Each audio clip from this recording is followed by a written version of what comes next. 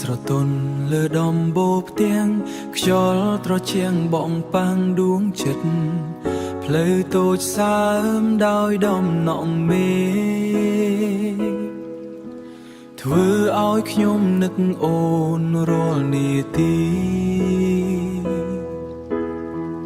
សំឡេងផ្គរលាន់ឮឆ្ងាយយូរឆ្ងាយដូចសំឡេងហៅពីអតីតកាលផ្ការីងក្រោមភ្លៀងធ្លាក់ស្រទន់បេះដូងខ្ញុំក៏ចាប់ដើមនឹកអូនរដូវវស្សាមកដល់ហើយភ្លៀងធ្លាក់លើផ្លូវដែលយើងធ្លាប់ដើរអនុស្សាវរីយ៍មិនដែលរសាយនៅក្នុងចិត្តមិនភ្លេចស្នេហ៍រដូវវស្សាមកដល់ហើយខ្ញុំនៅចាំអូនក្រោមមេឃភ្លៀងទួងពេលវេលាកន្លងឆ្ងាយស្នេហ៍យើងនៅតែដូចដើមកាហ្វេក្តៅក្បែរបងអួយស្ងប់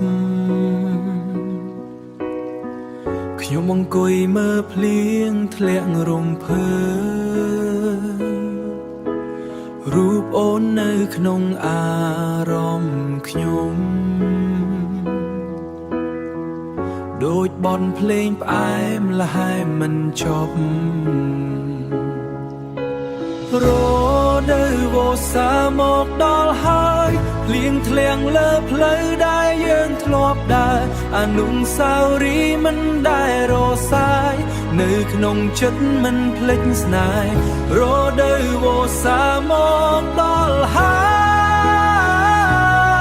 យខ្ញុំនៅចាំអូនក្រោមមេឃភ្លៀងទួងពេលវេលាកន្លងឆ្ងាយស្នេហ៍យើងនៅតែដូចដើមបើថ្ងៃណាអូនវិលត្រឡប់ក្រោមមេឃភ្លៀងដដែលនេះខ្ញុំនឹងញញឹមទទួលអូនក្នុងរដូវវស្សាដ៏ស្រស់ស្អាត